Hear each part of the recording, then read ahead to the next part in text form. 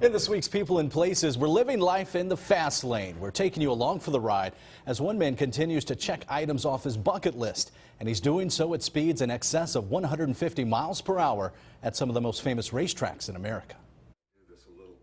A look inside Wayne Strasbaugh's Craven County home, and one thing stands out. I definitely love racing. A love that's developed only in the last 5 years. Suddenly, I've found something in life that keeps the adrenaline flowing. That's because these days he's not watching cars speed around the track, he's the one driving. And what makes this story even more impressive, Wayne is 73 years old. Up until I was 68, I was never on a racetrack. And then suddenly, my bucket list put me on a racetrack. And the next thing you know, 5 years later, this is what I do. And he does it well. At first, they kind of say, well, this guy's going to be pretty easy. And then as they see me go by, they realize maybe not exactly. Wayne can lay claim at being #1 in the world. During a recent trip to exotics racing in Las Vegas, Wayne put his skills to the test in the Michelin Time Trials World Challenge. And finally, I got in a McLaren 720, which is 720 horsepower, and set the track record.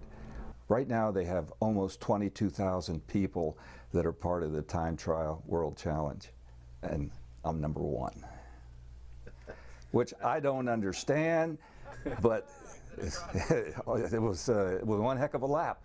The need for speed is nothing new. Wayne is a retired U.S. Navy pilot. That was a wonderful career. I mean, the one thing we used to say is, I just can't believe that the government pays me to do this. Now he's the one spending money to race at tracks all over the country. I'm trying to drive all the NASCAR tracks, and I've driven 19 of the 23 tracks.